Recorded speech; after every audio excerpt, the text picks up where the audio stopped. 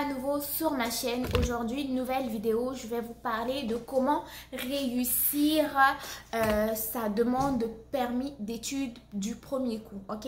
Comment réussir vraiment sa demande de PE dès la première tentative.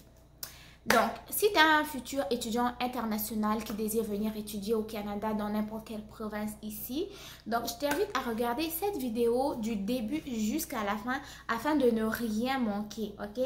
Très important également, à la fin de cette vidéo, n'oublie pas surtout d'aller consulter vraiment les liens en barre d'infos parce que c'est là où je mets vraiment plus d'informations, de numéros de contact, des courriels, qui appeler, où aller regarder et même les liens des bourses d'études, comment postuler, tout est toujours en barre d'infos. Quand je fais une vidéo, la plupart du temps, quand j'ai des informations vraiment pertinentes, ok, je vous mets toujours les liens en barre d'infos, sauf qu'il y a certaines personnes qui ne vont pas consulter les liens, ils vont encore me reposer les mêmes questions et je redis la même chose. Ça se pourrait que vous trouviez que des fois, il va y avoir un bout de la vidéo qui va être redondante. Mais vous savez, la répétition, c'est la mère des sciences. Mieux je répète, mieux certaines personnes vont comprendre. Ok? Donc, première chose pour vraiment réussir sa demande de permis d'études du premier coup, il va être très important de respecter les dates limites des demandes d'admission dans les programmes. Si tu veux t'inscrire en comptabilité, par exemple, pour la session d'hiver, sache que la date limite de demande d'admission, ça va être le 1er novembre, pardon. Donc, n'attendez pas vraiment, comme je l'ai dit, jusqu'au 1er novembre à 23h59 pour déposer votre demande. Faites-le plutôt au préalable afin d'être sûr que vous avez soumis votre demande comme il faut, vous avez transmis toutes les informations, tous les documents demandés et vous allez être peinard en attendant les résultats. Deuxième chose, ça va être très important de fournir toutes les preuves que l'on vous demande. Quelles sont les différentes preuves que l'on peut vous demander? Première preuve, ça va être la preuve de capacité financière. De quelle manière est-ce que vous pouvez soumettre cette preuve-là? Premièrement, vous pouvez soit déposer ce qu'on va appeler les relevés de paye de votre garant.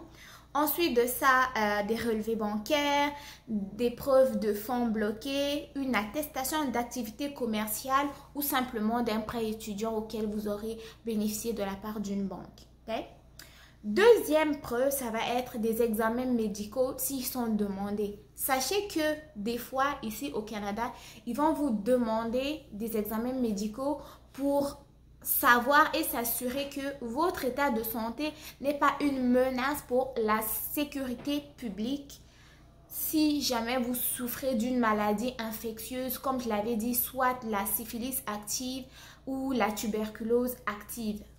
Ça peut vraiment vous porter donc à un refus de permis d'études. Et donc, si jamais on vous oblige vraiment à un examen médical, assurez-vous de le faire comme il faut et de soumettre cette preuve-là. Troisième preuve qu'il faut donc qu'on pourrait vous demander, c'est les intentions de retourner ou non dans votre pays. Déjà à la base, un permis d'études va vous permettre de venir étudier ici au Canada et retourner dans votre pays à la fin de vos études. Si jamais vous changez d'avis en cours de route, ça va être à vous. Mais à la base, il faut vraiment dire à l'agent d'immigration, lui prouver que quand vos études vont finir, vous allez retourner chez vous. Même si vous avez déjà en tête que vous allez rester, mais pour pouvoir demander votre permis d'études, rassurez-le que vous allez rentrer chez vous. Quatrième preuve, on pourrait également vous demander un certificat de police ou un casier judiciaire pour également être sûr que vous n'avez pas commis d'infraction dans votre pays, vous n'avez pas arrêté pour des motifs de drogue, conduite en état d'ébriété, agression, violence et autres. Cinquième document qu'on pourrait vous demander, c'est le certificat d'acceptation du Québec. Et pour plus, ok, le CAC, vraiment, c'est plus pour les gens qui vont faire des études de 6 mois et plus. Et si jamais vous n'avez pas encore reçu votre demande de CAC, mais vous avez été accepté, c'est-à-dire que vous l'avez obtenu, mais vous ne l'avez pas encore reçu, vous pouvez soumettre à l'immigration une preuve de réussite, ok? Une preuve que vous l'avez obtenue. Également, vous pouvez donc simplement demander à l'agent d'immigration qui vous aura dit que oui, vous avez réussi à obtenir votre CAC, de vous donner une preuve ou simplement la lettre qui prouve que votre CAC a été accepté ou a été obtenu, ok? En attendant que vous l'ayez vraiment, vous pouvez utiliser cette preuve-là. Ensuite de ça, il pourrait vous demander d'autres documents, plus vraiment au niveau du bureau des visas, des photos, passeport, acte de naissance et autres. Et enfin, la septième preuve va vraiment être une lettre de motivation. Assurez-vous au moins, ok, d'avoir une lettre de motivation. Qu'est-ce que cette lettre de motivation va fournir? Qu'est-ce qu'elle va faire? Ok, la lettre de motivation, en fait, elle va démontrer que dans cette lettre, vous allez démontrer que vous avez l'intention de respecter votre plan d'études. C'est-à-dire, si vous êtes venu étudier pour 4 ans, vous allez étudier pour 4 ans. Ensuite de ça, vous allez prouver que vous allez étudier à temps plein parce que le permis d'études, c'est pour des études à temps complet.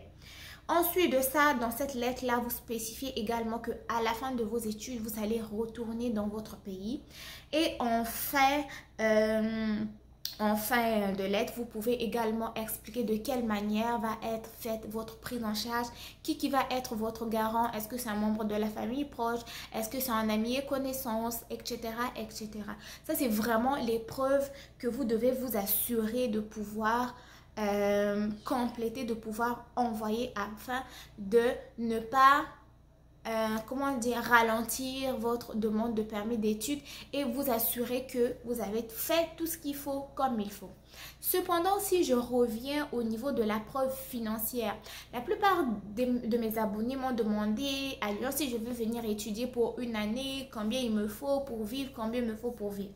Moi, j'ai déjà fait une vidéo, je pense que c'était combien coûte une année d'études à l'UQAC et autres, mais j'ai vu aujourd'hui en visitant un peu le site d'immigration qui donnait quand même quelques estimations. Dans le sens où, si tu es un étudiant international qui vient étudier au Canada, dans d'autres provinces en dehors du Québec, il faut que tu aies au moins des frais de substance qui équivaut à 10 000 $. 10 000 $, c'est juste des frais de substance, ce n'est pas les frais de scolarité. Si ta session coûte 17 000, il faut prévoir donc au moins 27 000 $ parce que tu vas avoir 17 000 comme frais de scolarité et tu vas avoir 10 000 $ comme de frais de substance.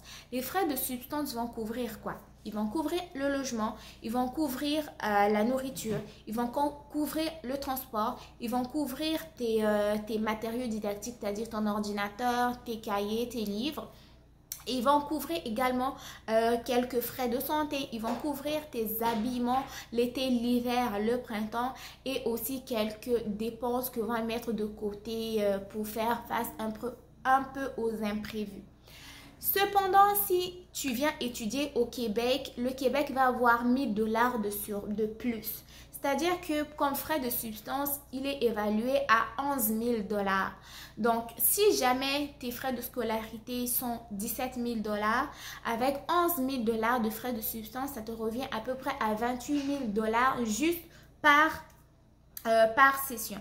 Cependant, il y a quelque chose que je n'ai pas spécifié. Quand je parle de 10 000 $, c'est des frais de substance pour un an. Okay? Là, je vais vraiment être claire. C'est des frais de substance pour un an. C'est-à-dire que deux sessions, en gros, ok? Automne, hiver. Mais quand je parle des frais de scolarité, par exemple 17 000, ça peut simplement équivaloir à une session. Donc, si tu as 2 sessions, tu vas payer à peu près 34 000 $, plus les 10 000 $ comme frais de substance, à peu près 44 000 $ juste pour une année. Donc, réfléchissez vraiment comme il faut quand vous voulez venir faire des études au Canada. Certes, le Canada est reconnu mondialement, ok?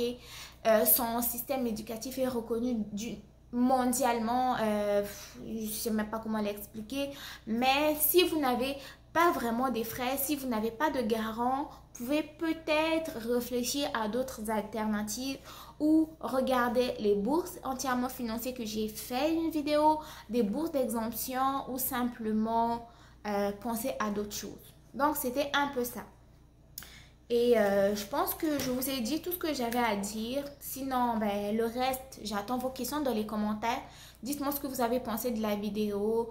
Et on se redit très bientôt pour une nouvelle vidéo. N'oubliez pas de vous abonner, de liker la vidéo, de partager comme je le dis toujours. On se retrouve très bientôt pour une nouvelle vidéo.